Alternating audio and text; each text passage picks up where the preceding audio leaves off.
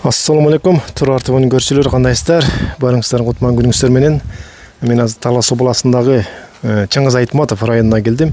Мұрда Қарабұра районы деп аталчылы, азыр Чыңгыз Айтматов районы деп аталып қалды туғандар. Шу Чыңгыз Айтматов районындағы Аманбаев айылына келдім туғандар. Ушул Аманбаев айылында шу ишкер жигиттин үйүнө келдим азыр. Ушул жигит азыр үйүндө газоблок куюп аткан кез экен. Буйрса жакшы. Азыр ушул жөнүндө толук маалыматын беребиз, чагылдырып беребиз. Качан баштады, сапаты кандай, баазы кандай болуп атат. Анан ушул жигит азыр толук маалыматын берсин. Ассаламу алейкум, алай жигит, жакшы ден соктор. Ассалам.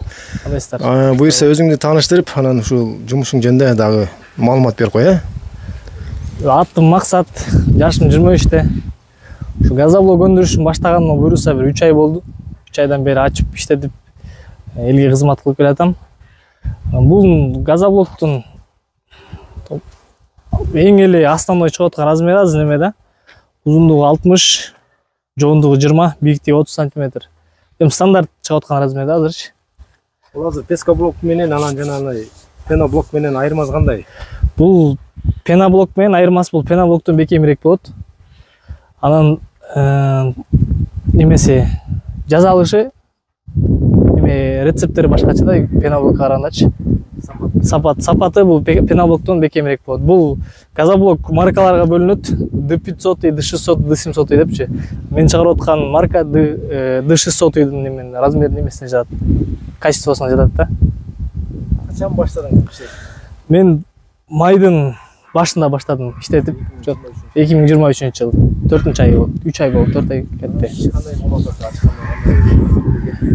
Иш буйруса жакшы. Бул райондо эң биринчилерден болуп мен баштадым бул иштичи. Азырынча деле мен билишимче жок го дем чыгаргандачы газоблок биздин райондо.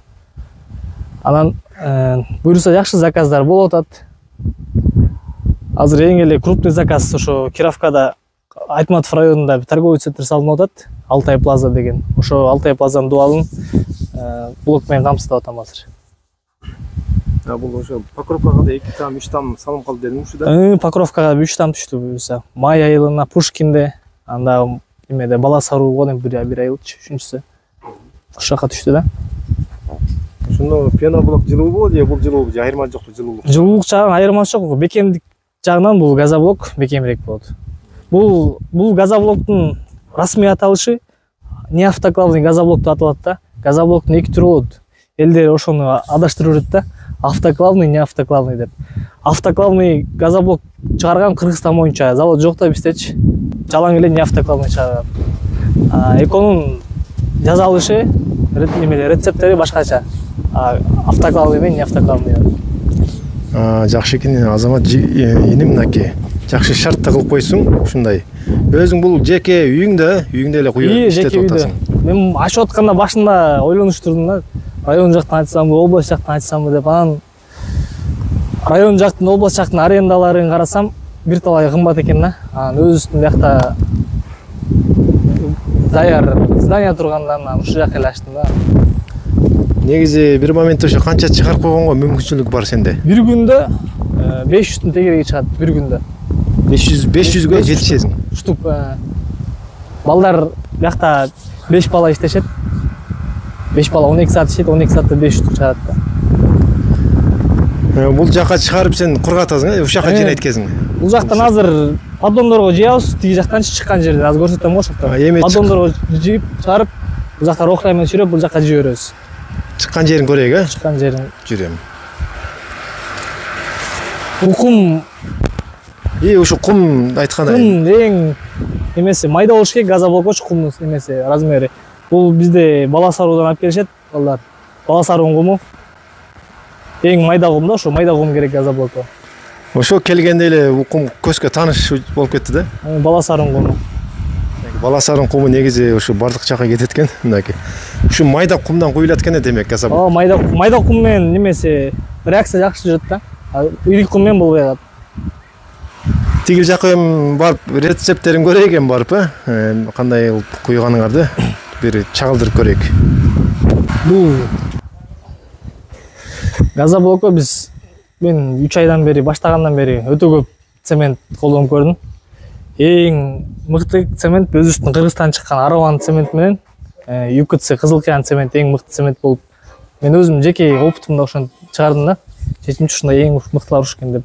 Казактын деле цементтерин куюп көрдүм, бирок Кыргыздын цементтин качествосуна жетпейт экен да. Жетпейт. Буну 370 сомдон алабыз. Бир кабын. Араван цемент экен. Элге сапатта чыгыш үчүн да. Башында казактыктан иштеп көрдүк, кичине арзан депчи. Бирок жана арзан тузу татпайт деген сөз барбы? Ошондой эле да. Вообще жаракка кетип, сынып ушундай эле болуп калат. Бекем эмес да качествосы.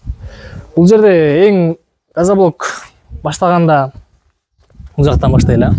Бул 2 тонналык тен суу. Бу жерде 2 тонна суу куюлат, анан тен менен суу 50 градуста ысыш керек. Газоблок 50 плюс градуста неме болот, жазылат. Бул жакка суу куюлат 50 градус. Анан бул жакта бул жерде 120 литрлик бак бар. Бияка суу түшөт. А бул бактан точно литр менен бул миксерге куюлат. Газоблоктун немеси бул рецептурасын аябай так билиш керек да. Кичине килограммын, литрин туура эмес кошо алсаң же тияктагы кошула турган нерселер бар. Ошолордон бир 5-6 грамм эле туура эмес кошулуп калса, бул качествосы чыкпай калат да. Аябай бул неме мындайча айтканда, орусча айтканда капризный да газоблокчу. Ошол үчүн рецептурасын аябай так жана туура табыш керек да. Бул жакта миксер, бул жакка куюлат бардыгы. 105 литр суу куюлат. 130 киловатт цемент. 130 килоның ошон 3 кап болуп калабы? Жок, 2 кап, 3 кап, 3 челек. 3 капка жакын экен. 3 капка жакын. Анан неме, кум 120 килограмм. Бул ушу рецептке. Ушу рецептке кошулат. Газоблок чыгат ушудан. Будан 12 60-30-20 размерлик газоблоктон 12 штук чыгат. Анан бул жактан бул таразага бардын граммда тартып салабыз, өлчөп. Бул эң биринчи бул неме? Каустик сода деп коет. Каустическая сода. Бул шелач. Шелач деп коет орусчачы. Каустика сода менен алюминиевый пудра. Бул алюминиевый пудра бул дрожжтун ролун ойнойт да, бул газоблокту көптүрүп чыгарат. Экөө реакция жүрүп, анан газоблок неме көбүп чыгат да тияктанчы. А болсо сульфат натрий. Бул газоблоктун бекемдигин камсыздайт. Для прочности. Сульфат натрий деп коет муну. Газоблокту кармайт, э? Бекем жанагы пористый болот да, бул пористая структура деп коет. Ошон үчүн майда неме пористости майда болуш үчүн ушу сульфат натрий кошулат да. Жана пеноблоктун жүнүндөй эле турбайбы ушул? Жок, буга жүн деле кошулат. Жүн да кошулат бугачы. А бул ортон аябай кенен кылсаң койсуң. Ушулар ялды. Мурда жок, мурда бул здание бар болчу мурдачы, тээ союз үчүн аңалган. Азыр ушуну азыр соң иштетип атабыз. Ошону иштетип атабыз. Бул жерде миксерге коюлуп бардыгы аралашат. Анан кийин миксерден бул калпка коюлат. Бул калп эме целый эле болот да, 2,40 бул мисалы эме узундугучу. Бияга 60, бияга 2,40. Анан под заказ клиенттер мисалы кайсы размерде блок керексе, мисалы комнатанын арасын бөлөм 10 см, 15 см же дуал калың кылам 30 см кылам десе, любой размерде тиякта автоматик резко бар. Ошо резко кесип берет. Негизи бул бетине толук куюлат. Толук негизи бул куюлганда газоблоктун мери жарым эле болуп куюлат. Анан жанагы алюминий пудра кошулат да. Ошодон кийин бул көбүп чыгат. Азыр тиги жактан көрөсүз азыр көбүп чыкканчы. Бул көбүп чыгат, анан опс. Берде биринчи дымкана деп коет мунучу. Ичи берде 12 киловаттык пушка бар. 12 киловаттык пушка. Ачып көрсөтөйүн, а.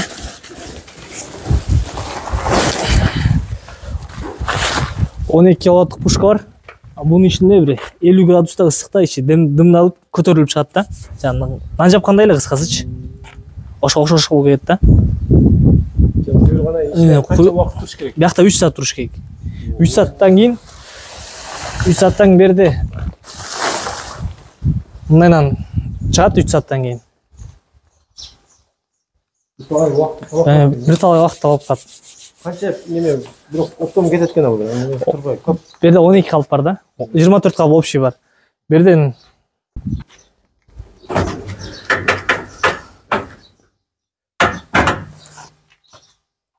картос бу таканас.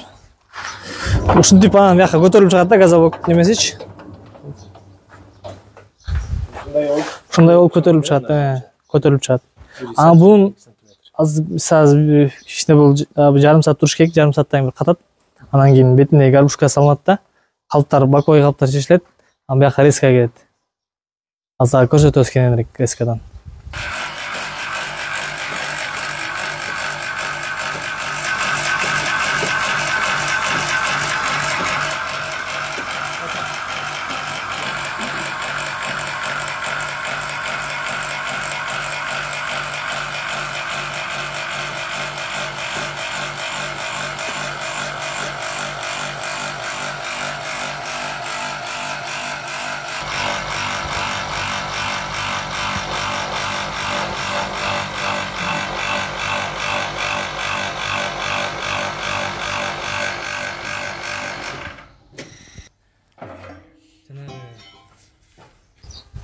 Бул резка автоматик резка трос менен кезилет, калп.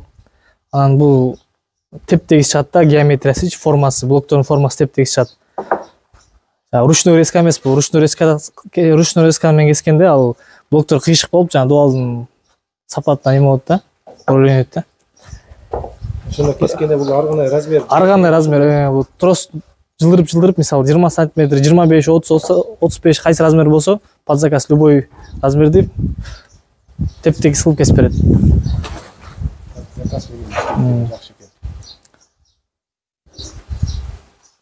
Геометрия эң башкысы бул ушу резка, главный эң башка ролдорду ойнойт да бул резка. Теп-тегиз кылып кесип берсе, элдердин үйлөрүндө дуалдар тегиз болот.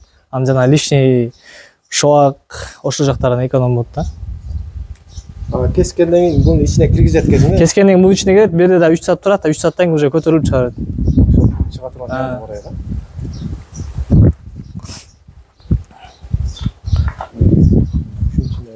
Градуста жанында. Бул жакта 3 саат турат. 3 саат бияктын мканада турат. Ичинде? Бунун ичинде. Бунун ичинен чыккандан кийин бияка поддонго жабыз. Анан упаковать этип, стричпен ороп туруп, тиги жакка чыгарып жей беребиз. Эң этеги ошол сыртка. Эң этеги сыртка апарып, тиги жакка уже даяр товарды жей беребиз да. Баазын айтып койчу. Баасы, газоблоктун баасы размерине жараша. Неме 10 сантиметрлиги бар, 15 сантиметрлиги бар жоондугучу. 10 сантиметр 90 сомдон, 15 сантиметрлиги 130 сомдон. Стандарт чыгып аткан 60-30-20 размер 170 сомдон. Андагы 23 сантиметрлиги бар. 25-30-60 размери. Анын баасы 220 сом. Бул ушу 60-30-20 размериндеги блоктор. Бир тегиз турган экен, Бир тегиз уровеньден теп-тегиз. Негизи тегиз коюлган да. Ооба, тегиз коюлган да көрдүңбү? Ооба. Тегиз. Булардын баазын көрдүк, сапаттуу болуп чыгат, красивый болуп чыгат экен, аны. Этаждамдарда салып өтүшүдөн. Азыр основной эле элдин баары эле ушу оңой конструкция өтүп атпайбы азырчы. Бул кирпичке караганда 60-30-25 размер, 15 кирпичтин, бышкан кирпичтин размерин элейт да.